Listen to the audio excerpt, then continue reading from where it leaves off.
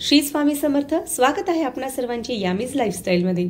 येणाऱ्या दिवाळी सणाच्या आपणा सर्वांना मंगलमय शुभेच्छा. या दिवाळीत तुमच्या मनातील सर्व इच्छा आकांक्षा पूर्ण होत, तुमची सर्व स्वप्न सत्यात उतरो हीच स्वामींच्या चरणी प्रार्थना. दिवाळीचा सण साधारणतः 5 दिवसांचा असतो. या 5 दिवसांमध्ये वसुबारस, धनतेरस, नरक चतुर्दशी, लक्ष्मीपूजन, भाऊबीज अशा स्वरूपात आपण ही दिवाळी साजरी करत असतो. तर आजच्या व्हिडिओच्या माध्यमातून आपण धनतेरस का आणि कशी साजरी करावी याविषयी माहिती जाणून घेणार आहोत. तरी व्हिडिओ शेवटपर्यंत नक्की बघा आणि व्हिडिओ आवडल्यास लाईक, शेअर, सबस्क्राईब करायला विसरू नका. दिवाळीमधील धनतेरस या दिवसाला अत्यंत महत्त्व आहे. धनतेरस कार्तिक महिन्यातील कृष्ण पक्षातील 13व्या दिवशी साजरी केली जाते. हा दिवस केवळ धनाचा नव्हे तर आरोग्याचा आणि समृद्धीचा उत्सव आहे.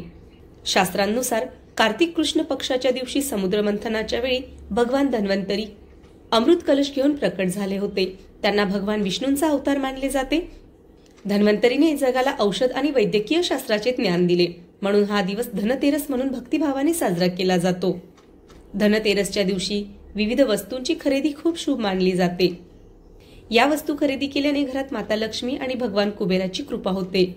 त्यामुळे जीवनात समृद्धी, शांतता आणि आनंद येतो असे मानले जाते.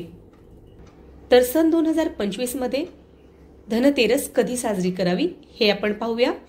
तर यावर्षी कार्तिक महिन्यातील कृष्ण पक्षातील त्रयोदशी तिथी शनिवार 18 ऑक्टोबर 2025 रोजी दुपारी 12:18 सुरू होत आहे आणि 19 ऑक्टोबर 2025 रोजी दुपारी 1:51 संपणार आहे. म्हणजेच यावर्षी साधारणतः 2 दिवस धनतेरसचा मुहूर्त आहे. तर या दोन्ही दिवसांपैकी धनतेरसचा सण कधी साजरा करावा याविषयी थोडासा गोंधळ आहे. तर नक्की कोणत्या दिवशी हा सण साजरा करावा हे आपण बघूया. धनतेरस हा सण प्रदोष काळात म्हणजेच साधारणतः सूर्यास्तानंतरची जी वेळ असते या वेळात साजरा केला जातो. त्यामुळे 18 ऑक्टोबर रोजी प्रदोष काळ सुरू होत असल्याने धनतेरस 18 ऑक्टोबर 2025 रोजीच साजरी करायची आहे. कारण लक्ष्मी, कुबेर, धन्वंतरी यांची पूजा प्रदोष काळात म्हणजे सायंकाळी करणे शुभ मानले जाते आणि हा प्रदोष काळ 18 ऑक्टोबर रोजी येत असल्यामुळे आपण ही पूजा 18 ऑक्टोबर 2025 रोजीच संध्याकाळी साजरी करायची आहे. भगवान धन्वंतरींची एक कथा सांगितली जाते. पौराणिक मान्यतेनुसार देव आणि दानवांनी केलेल्या समुद्र मंथनाच्या वेळी भगवान धन्वंतरी हातात अमृताचा कलश घेऊन प्रकट झाले होते. म्हणून या दिवशी त्यांची पूजा केल्याने दीर्घायुष्य आणि आरोग्याचा आशीर्वाद मिळतो आणि घरात सुख समृद्धी नांदते अशी मान्यता आहे. आता आपण पाहूया धनतेरसची पूजा कशी करावी. पूजा करण्यापूर्वी घर आणि पूजास्थळ स्वच्छ करून घ्यावे, गोमूत्र शिंपडून घ्यावे, तसेच मुख्य दारावर रांगोळी काढून घ्यावी आणि दिवा लावून घ्यावा. ज्या ठिकाणी आपल्याला पूजेची मांडणी करायची आहे त्या ठिकाणी एक पाट अंथरून घ्यावा आणि त्यावर लाल वस्त्र अंथरावे. पूजेच्या ठिकाणी भगवान धन्वंतरी, देवी लक्ष्मी, भगवान कुबेर आणि भगवान गणेश यांच्या मूर्ती ठेवाव्यात. मूर्ती नसतील तर चित्र घ्यावेत आणि चित्रही नसतील तर सुपारी ठेवली तरी सुद्धा चालेल.